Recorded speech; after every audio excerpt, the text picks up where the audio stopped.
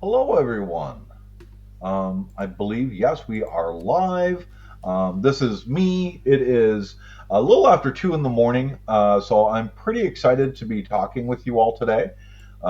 We have uh, a fair bit to talk about, and this is sort of a discussion of my journey as being a judge. Um, and I look forward to, yeah, I do look like Santa. This is my corn hair or my corn beard. Typically, I'm short haired and clean shaven, is my typical go. So when I ran a test on this software the other week, um, I'll be looking at my slides, so I'm not really going to see chat a whole lot. So if you wouldn't mind taking a moment right now to get some paper and a pen, or if you want to open up Notepad to jot down some thoughts, so that we can try to have a good interactive discussion towards the end of this session. Unfortunately, I won't be able to see because I'm on a laptop with only one monitor. Otherwise, I can't really monitor your question. So I'll give you a moment for that. Hello. Um, and actually, Nat, it doesn't always carry over so well, but Nathaniel is the full name, and which shortens down to Nat. Nate is short for Nathan, um, as I grew up learning, actually. These are lessons learned, and for me, it's really personal, and um, I'm sorry, John. Um, and so at times I might like I'm not. I hope please don't mistake me not being all shaky and vibrant and all over the place. The there's a lot of memory put in this, and judging is really amazing. And I know this weekend is dedicated to growing level one judges in the program, and I hope I can share some of my thoughts and experience. I think I spent more time as a one than a two. I'm currently a level two judge, um, and so I'm gonna get this started up, and hopefully, I hope it gives you some things to think about and to consider. And start you on your path. So I do that. I doot, doot, doot, doot. So, like I said, these are my thoughts on judging, and they kind of came from a piece that I wrote called, well, that my friends dubbed The Good Judge Manifesto, that I wrote a few years ago, and I've updated over time as giving these discussions. And I think the last time I presented this was actually at a USA East conference back in November, I believe. Um, so I've been judging for a while, 8 or 9 or 10 years. It's hard. I know DCI Center is where my L1 test was done. So I've seen a bunch of changes. Um, I've I've felt really sure of things, and I've been really wrong. Um, the One of the interesting things I found is with judging, and honestly with quite a few things, humility is has been very key, because you're going to make a bad call. You're going to say it was a hidden card error when it should have been a games rule violation. Things happen, and so honestly, I've gotten very good at correctly identifying GRVs. And I've learned that I'm not very good with out of order sequencing. And I spent a month before Grand Prix Las Vegas many moons ago, and I thought I had it down because I figured being on the main event, these sorts of things would be important. And I was still wrong. And it's a continuous growth path over the years. In every event I work, Under normal times, I try to work two competitive events a month. Um, I learn and grow, and that's not just rules. That is procedure, pairings, cutting slips, all that jazz. There's so much to being an event judge, more than just taking a call. So, um, work events, and the advice that I was given, uh, and I guess in my last year of being an L1, was to have your head on a swivel, which means to pay attention to the things happening around you, not just the part that you're working on. And that'll make you a better event judge, both at large scale events and in your store as well, in your local gaming shop. So the size of an event really doesn't matter. There's a shot of actually my store. I own Mageling's games. That is my LGS. That's a shot from in my store, and that's a shot from a Grand Prix, and they're the same. The players come and they're expecting an experience, and they can't all win. Obviously, only one person can really win every round, but they can be happy with their day, and I think we as judges play a large role in that. And I think that's going to be so much more important in the coming months as we recover and get back to normal. And I apologize, I'm not entirely certain. I know we are an international conference, so local areas can be behaving differently. So like for myself, there are still no events, and we'll probably be under suspension for another 3 or 4 months. I'm also not a big. It is. I have to force myself into a Grand Prix um, with my social anxieties, and I have to like I've moved to putting on music and headphones to help with breaks and whatnot. It's it's rough, but once you get going, it's very exciting.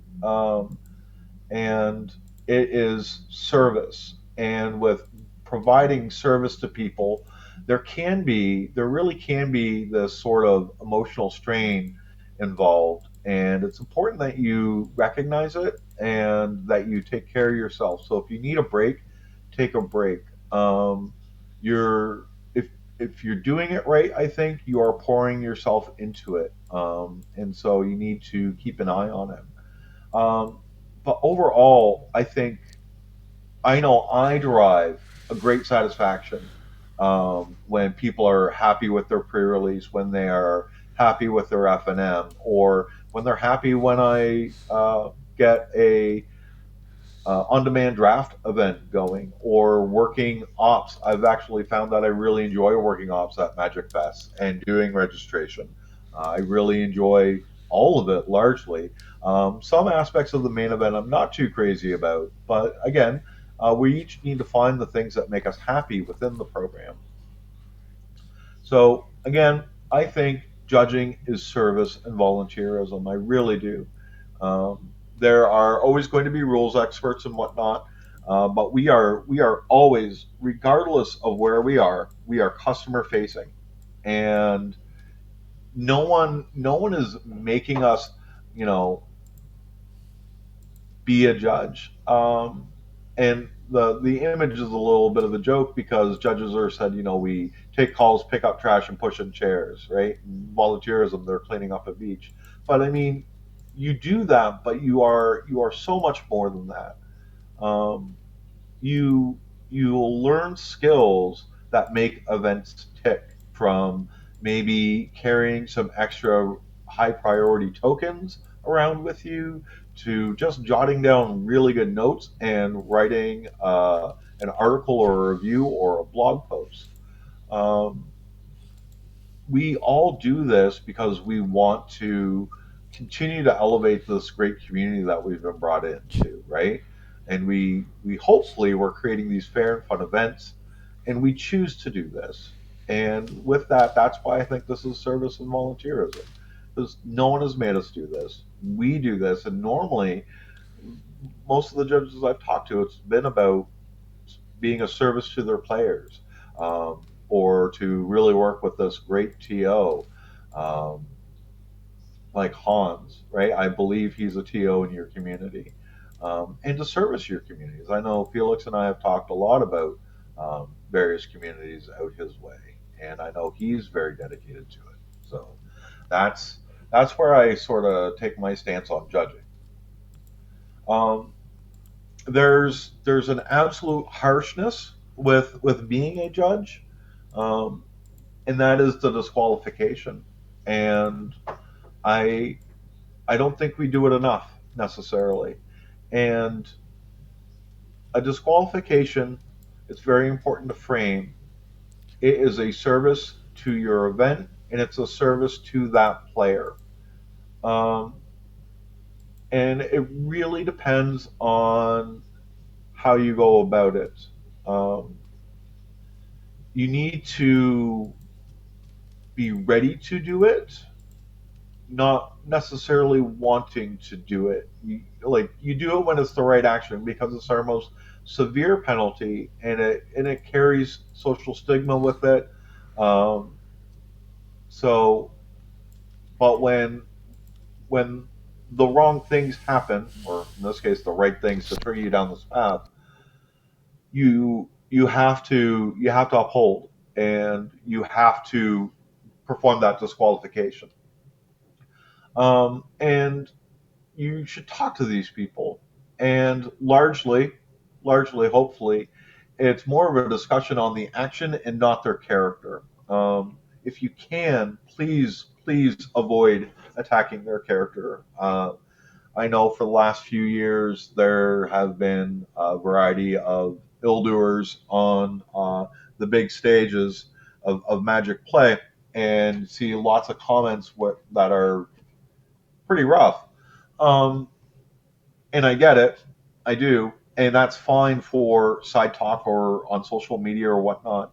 But when you are there and you are taking statements and you are investigating, and if when you are actually disqualifying that player and walking them through why they're no longer to play with you that day, or that event rather, the whole day being up to the TO, you need to be mindful with how you talk to this person because they are a person. And um, I know I've actually had a person thank me for disqualifying them about two years ago, year and a half ago, which was actually kind of interesting. It was a sleeve sheet, different colored sleeves. And the question, because I had a judge raise, are they even intellectually capable of doing that? And I just looked at them and I'm like, that that's not a consideration. Um, and there were patterns in the sleeves with different colors, very close but different colors. Um, and I had to disqualify a person near the top end of the event, and we had a long talk, and they were thankful for the integrity that we hold our events to, and the standards for our players, and they have since come back and played in many more events. Um, and there's no ill will there. I it's just disqualifications are hard and should hopefully always be hard. I'm a friend of mine is Eric Levine, who's a United States judge, who's a very prominent Grand Prix head judge, and he still gets the heavy sort of feeling when performing a disqualification, and I think that's the right way. Um, at all times, judges are really meant to be those moral and ethical agents. So, yes, the heavy. Um, and this has changed a lot. How do you start up? And obviously, I believe most of you are all at least L1. And this is something that you need to sort of push off into your community, particularly the recommendation. Um, in the before times, Sorry, did someone say something? All right. In the before times, I actually saw people literally fly halfway across the United States, 5,000 miles even, to test at large events and completely bypass whatever sort of local system they had. And I know they had it because I knew where they were from. Um, that said, I know there's definitely a systemic problem in the United States in terms of blocking people. Judges won't test for whatever additional reasons outside of the general metrics. So if you have someone approach you to be a judge, I would recommend you encourage them as long as you believe them to be a generally moral and ethical person. The reasons, be it for foils or pay, because if I work so many events a month, I will bring in an extra $200 or whatever it is. um, that's their carrot, and that's fine. I don't necessarily get it. I don't agree with judging for foils, um, but that's fine. Like that's just not how I go about it. Um, and I know a lot. I've known a lot of judges that have tried to make professional judging a thing where they go to a lot of these large scale events and large TOs. And I really think they would do better financially by selling blood and picking up a part time job locally rather than all the travel. But there's so much amazing with going to the events. I get the appeal and the allure. Um, but I do think, in a lot of cases, giving blood is worth more, better return on your time investment because we do a lot outside of the events. And even in this new world order, it's important to know like we don't have community consultants anymore. So it's really a direct line with Nicolette in terms of the Judge Academy. But you should also reach out to your L3s in your area. You should reach out to folks like Felix, your other leaders, um, and question the process, but trust it. Ask, is there a better way to going things, or is there a way that we can do something within our own community um, that would be good? And if it's a good thing, I say do it. I'm more about doing the right thing, honestly. So, um, also in the before times, we had this thing called Exemplar, and Exemplar was when, and it went through a couple of different iterations, but an L2 or above judge, and also L1 judges and TOs, but they had to go through another person. Judges would write observations and thank yous, and not just a thank you, but they would say, hey Nat, you did this thing really great, and it really improved the event, and great job. And the idea of the exemplar program was to highlight those features, those times when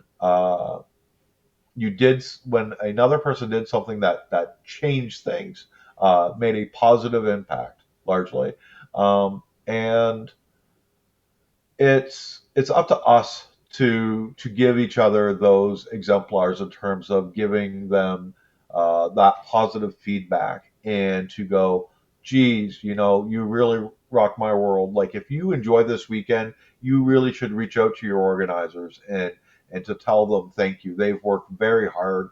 I believe the presenter group chat started up over a month ago, and so your organizers have been working really hard to create this weekend for you. And so if you enjoy this weekend, speak up and let them know.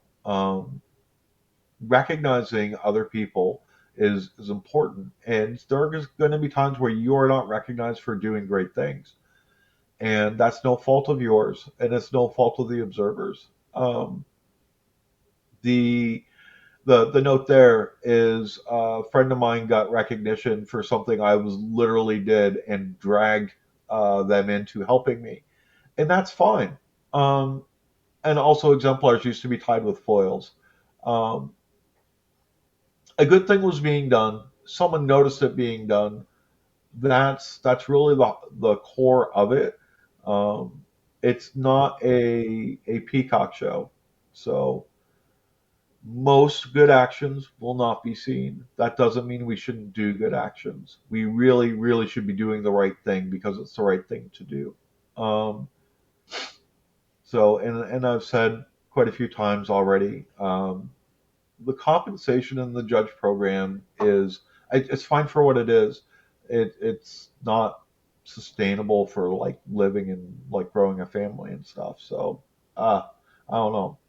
Um, and the other thing with the exemplar is, like I've been nominated for things I just did without thinking, just offhanded, and it's important to keep in mind what is special to one won't be special to another, or something that is not very special to me, that I just do. It can be seen as this great sort of um, this thing where I'm just like, well, of course you always put the paper cut handle down, right? The arm down for the match slips. Of course, that's what you do. Why wouldn't you do that? Um, and it really depends. Really depends what people notice and see. So I've done a lot. I'm typically active in the summer. Aha, not last summer. But I like to get out both in the Magic Fest circuit and Star City Games, who used to run Grand Prix. They have their own circuit.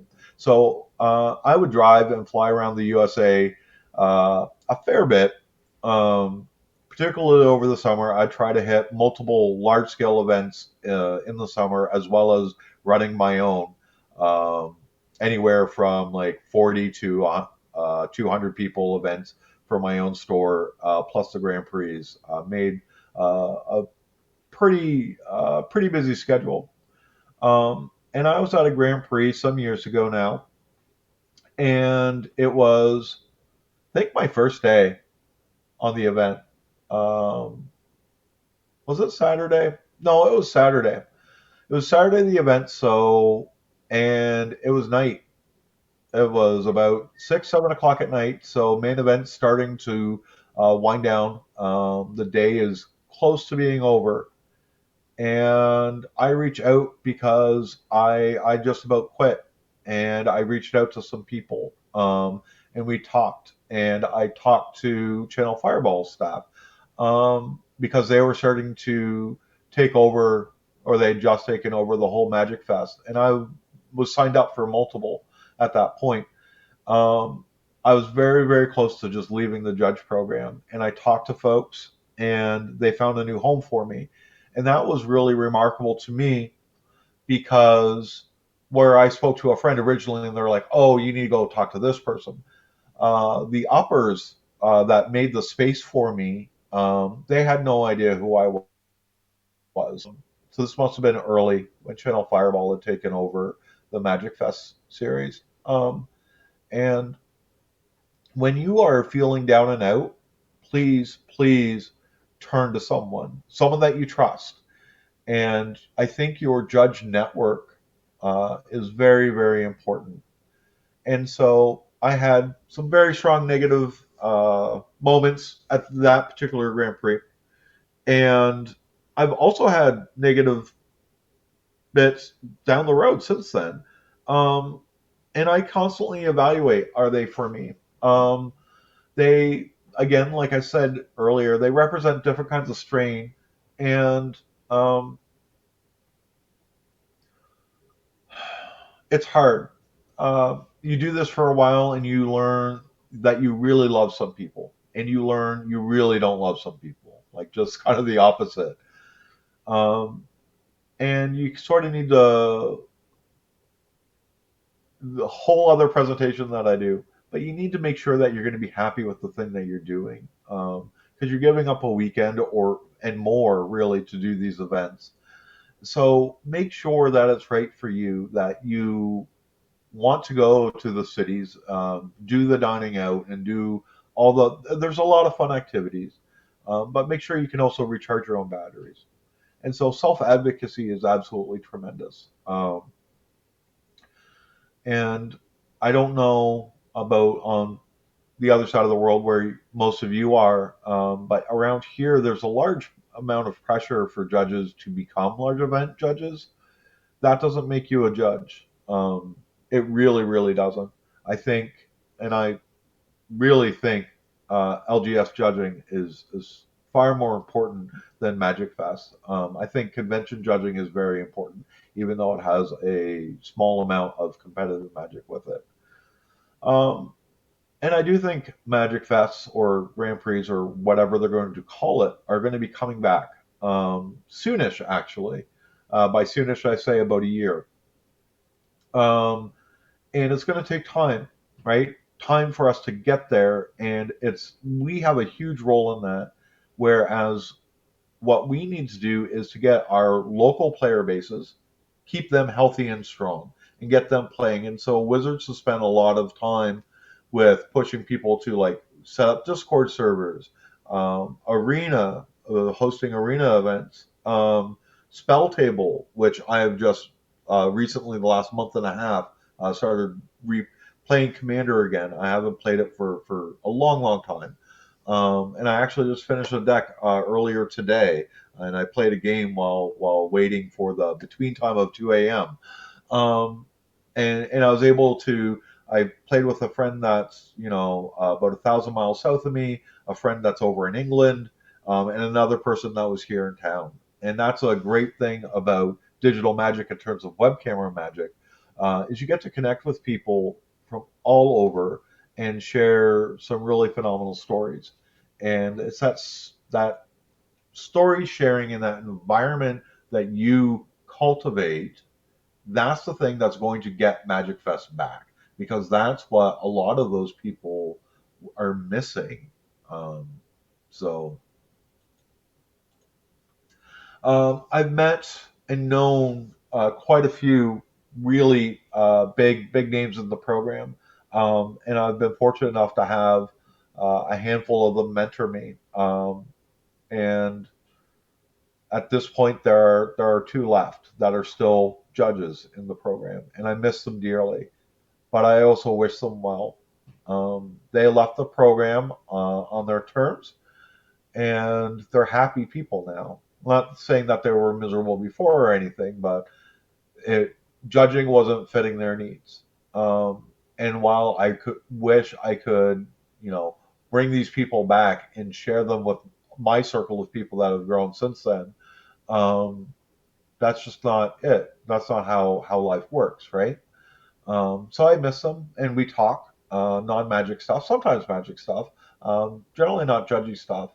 Um, but while they're, I've known giants that have left, and I see giants in the program now, like Eric Levine. Um, it's really important that you need to remember that we don't need more Felixes, one of your organizers, or Hans. We need more you, an authentic you.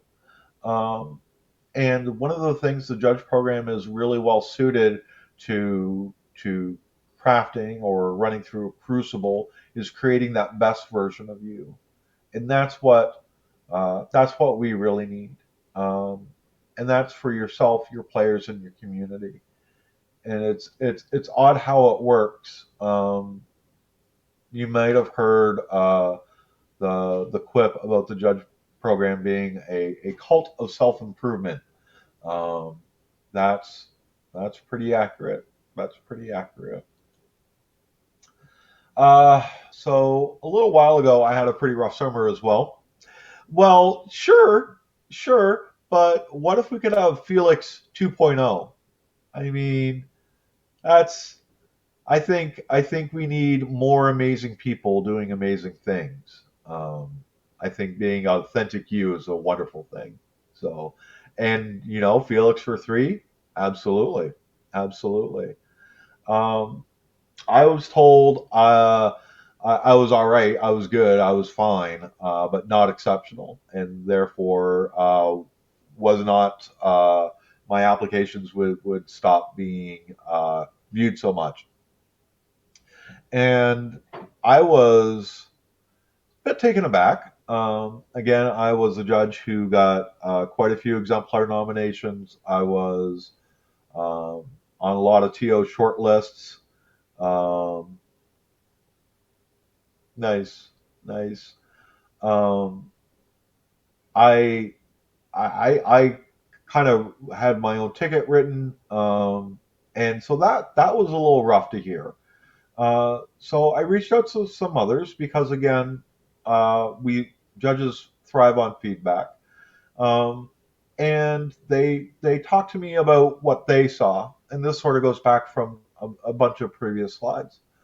Um, it was wonderful, and it was the thing that really got me to understand what's important to one isn't necessarily important to another, and just because it's important to that person doesn't really make it that big of a deal. um, every TO is going to want things done in a certain way. um, break the matrix. um, which is fine, it's their show. Every show wants to be a good show, and people take different ways of going about it.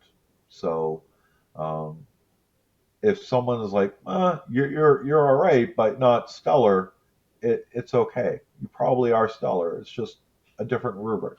So, um, please don't try to lose your authentic self, because again, I think that is so important to what you bring to the table. Um, there's some freedom in being an L1. There's a lot of freedom being an L1. There's a considerable amount of freedom of being an L2, like myself. Even though I was like the head of like conference ed for my region back in the old days, um, I could go to events and tell people sometimes how I felt. Uh, if I was grumbly at them, I could let them know. I could say things like "buckle up, Buttercup," or "embrace the suck." The floor of a large event can be rough sometimes, and not everyone rises to the occasion. And the more power you have at an event, honestly, the less freedom you have. Being a head judge has a high standard to live up to, and you really don't have a lot of freedom. And yes, sure, the head judge is allowed to deviate. That is an awesome responsibility. Um, so get good at what you do. There's a lot of benefits of being known for being good and solid. So I wrote the book on judging, and I really do mean the.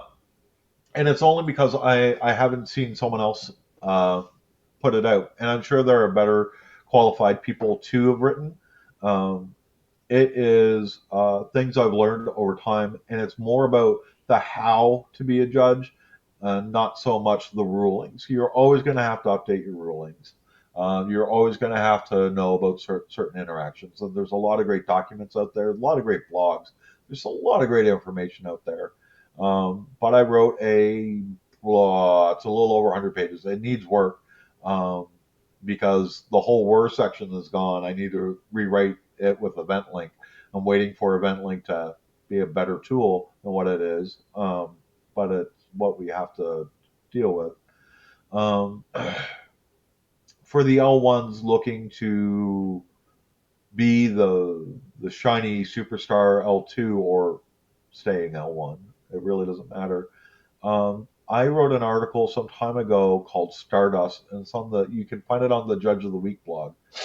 And I talked to a lot of high profile judges as to what they found to be exceptional and things that they looked for. And so you, it shows a lot of those high, like these are wonderful things to see. We talked about levels. And there's also some that I think I mentioned things where the turnoffs. The oh, if I see this, I'm not going to be a happy camper. Um, so you may be interested in reading Stardust. Um, all events are largely the same: F&M, Commander, or a Grand Prix. Um, and by that, I mean there's going to be amazing judges. There's going to be players wanting to shuffle. There's going to be folks that are there for fun. There's going to be folks there to win at all costs. Um, the prize pool or whatever is on the line doesn't determine what quality you are. You should bring your best game to all of these games. Um, they're all important. They all serve a purpose. Um, and really, they each require a different kind of judge. Um, a main event judge needs to be very, very quick. Awesome. Thank you for the link. Great. Um, they have to be quick on their feet they have to be able to like walk many many miles quickly. They have to answer succinctly and move on. Time extensions are very closely monitored. Versus an ode judge needs to be able to move at lightning speed, sometimes up and down. A commander night judge gets to sit around and socialize and do crazy, crazy rules interactions. And honestly, more of a like a customer voice, someone to talk to and banter with, not so much on the judge calls. And F&M is pretty low key too, at least in my experience, and people I talk to, their experience. F&M is really low key, play, chat, have fun, and whatnot. But they're all different. Um, they still deserve a good version of you. Um, and I'm sure as you are now and will continue to develop to being amazing judges. Um, so just make sure that when you are judging an event, that you treat it like you are judging an event. So please deliver if you are on an event, even if it's a commander pod. You might have guessed by now, it's the people largely for me. I deeply deeply enjoy a lot of judges. Um, I like road tripping with friends. So I live in the middle of the country, and Star City Games is pretty much on the East Coast. And I grabbed a friend, and we drove for 2 days through the mountains just to go there to one of their conventions, and it was a great time. And I flown into Las Vegas to hook up with friends, and again, it's always around a magic event. Taking trips with friends is a great thing. Um, the random cups of coffee I receive.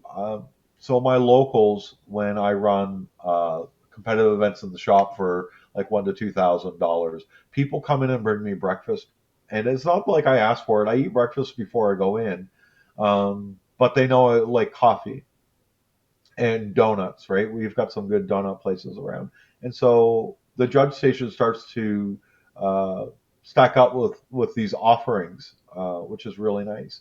And actually, one of the last Magic Fest I was working, I was in registration for sides and ODEs, and this lady randomly on Sunday morning brought me a cup of coffee. Um, I'm not sure why. I think maybe she heard me talk like the day before while I was drinking my coffee, like, oh, this is good coffee, like, need coffee, more coffee. But it's just these random acts of kindness.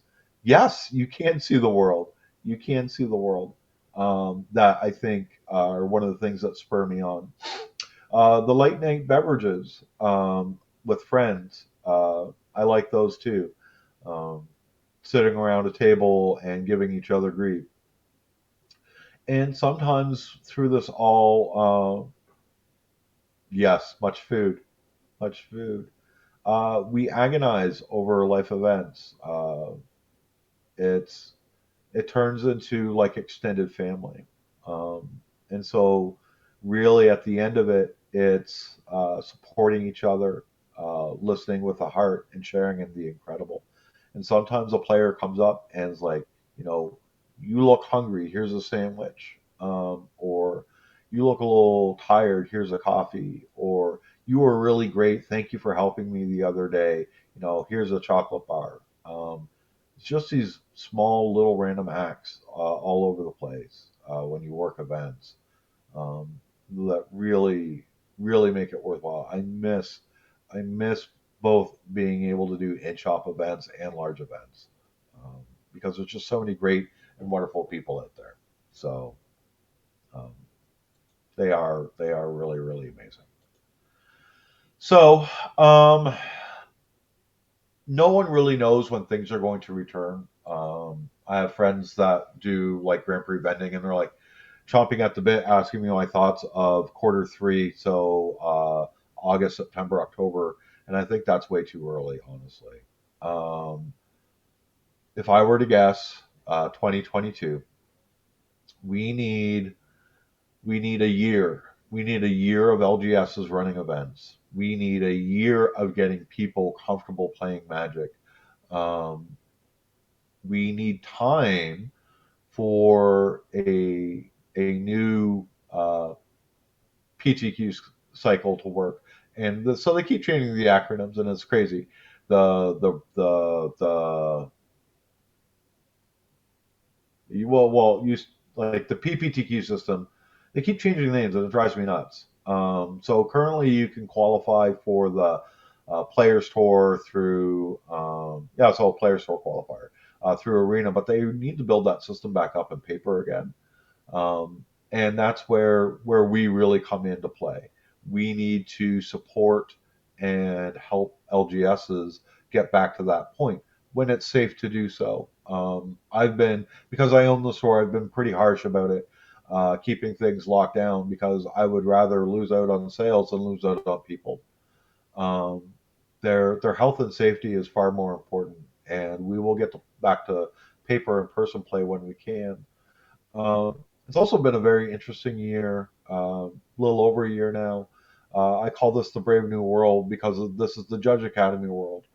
And I don't know where you were along the ways, perhaps, for considering going to L2. I I don't think pursuing L2 right now makes any sense. I think an L1 judge is one of the most valuable judges we have in our program in terms of skill set. What the L1 judge can do. Um, but again, we all have our place, right? The twos, the threes, and the ones. But I think the L1 skill set is the most valuable skill set to the Magic community currently. So please, I implore you to engage your locals online and advocate for remote play if it is not overly safe to be in person. It certainly isn't for me.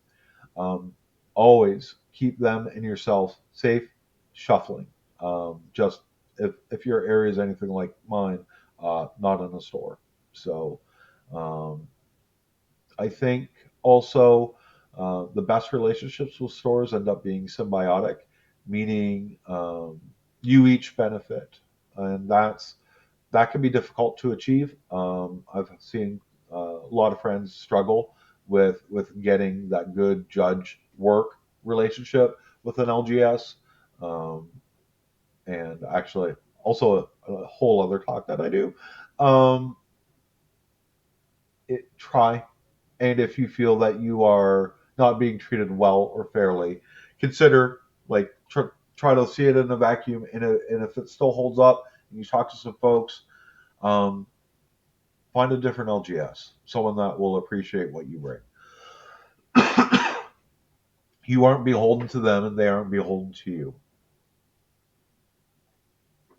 And the whole rebuilding of organized play begins where we live. And it will happen, and it will start happening soonish in person. From my view, right? Um, it will happen soonish. I would say in about 6 months, probably, maybe less. But I expect, I really hope next fall to have a pre-release of my store again. Um, I could be off basis, but I think I think that is actually possible. So, and to get back up to those 5K games, those 10K games, and whatever absurd money amounts, um, it's it starts from the local level. It really, really does. So we have a our work isn't over, and it should have already started, um, and that's okay. That's okay.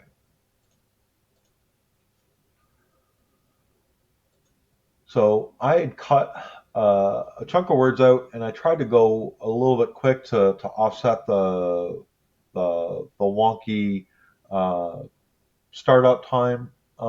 So really, I'd love to turn it over to you for any questions. If there's anything I can help add clarity to, um, I'll stop rambling like a crazy person.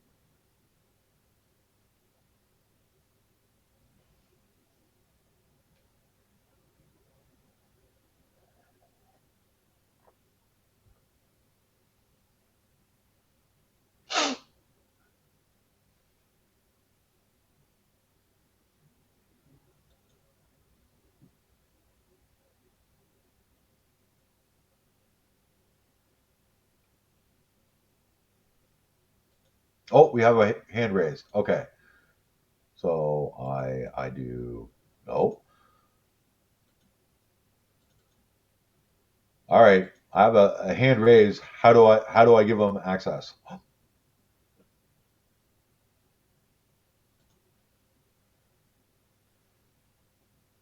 Oh, I got excited there for a second. Conversations are so important to learning. So important to learning. All right. Well, you think of something really, really big to ask me. I'm going to try to live up to an example here in chat of providing a link. So give me a second. I'm going to go find a link that you may or may not find helpful.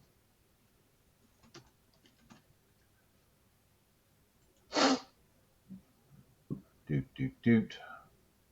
I also make sound effects because that makes all silent things better. So, so by day I teach. I'm a high school teacher. I teach computer science. So first couple of years of college programming is what I do, and so I do a lot of doot doot doot when I type and whatnot.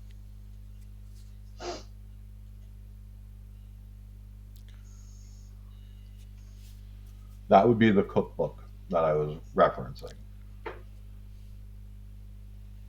I mean, without much questions, we are going to make sure your next track or your next session in track two will start on time. So,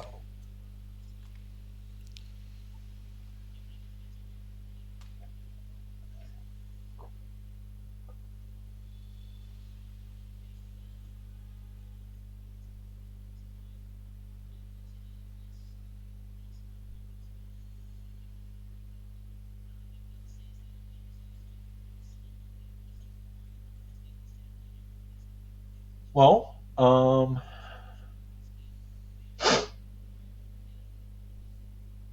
you are most welcome. You are most welcome. The big takeaways here are please grow.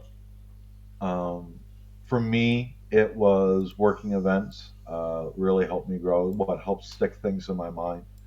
Um, please, please be honest about your what you can do and what you're going for. So reach out, like stretch, try to grab things, but be authentic about it. Try to approach things with a heart. A lot of people look up to us when we are judges, both in and out of uniform. Um, there's probably going to be some sad times, some down times, and take it in stride. If you are really doing your best, if you're trying, people are seeing that somewhere. Um, I firmly believe that, and you can do this. You can make L2 once events are back up going. If there's such a thing as L3, like who knows? Maybe there should be, probably. You can get there if that's really what you want. Um, and how quickly you do it isn't a measure of your worth. Um, so I've seen judges that made L2 in under a year, and I had them work for me, and they weren't fit for LGS work. They were great for a Grand Prix for Lord. Um, there's so many different things to know and areas to be good in. You'll find them, and you'll gravitate towards them, and that's wonderful. So don't don't put up with, oh, like deck checks are the worst or anything like that. Find the thing that you really enjoy, and it's going to be it's going to be worth it. It really is. So, and there are some questions over there. Can you share what your biggest challenges being a judge, which mainly casual? Interesting. So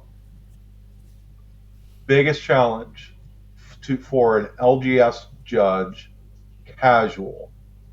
I think probably Commander.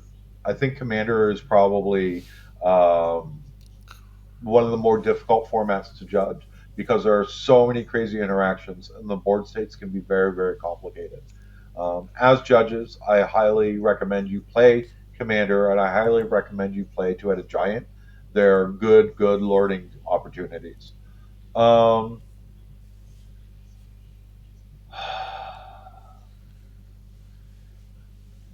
dig into the rules. I think honestly, to judge Commander well, you probably have the rules knowledge.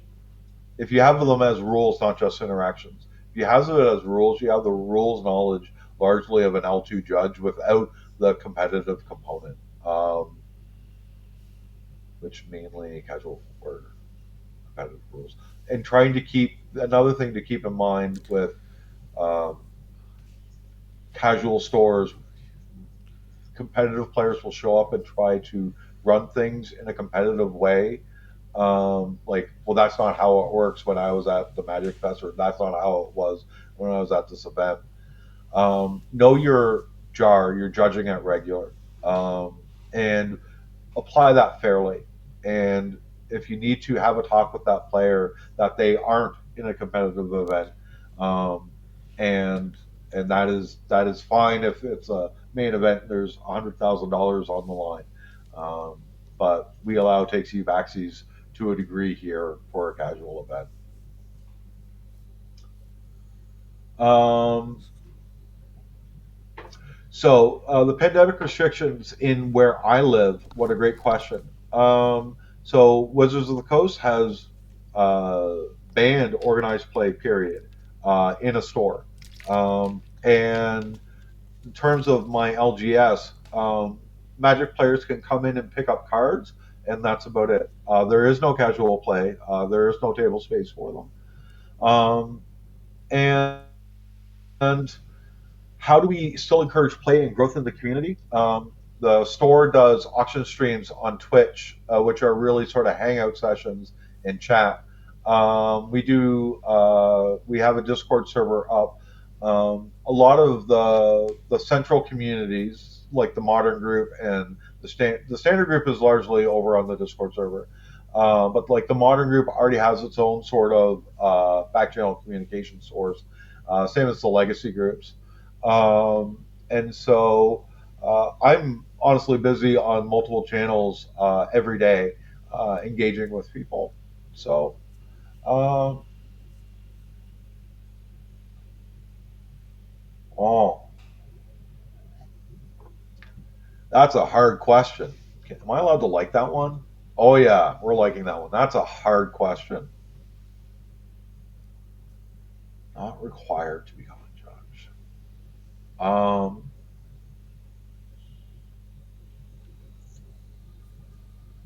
whew.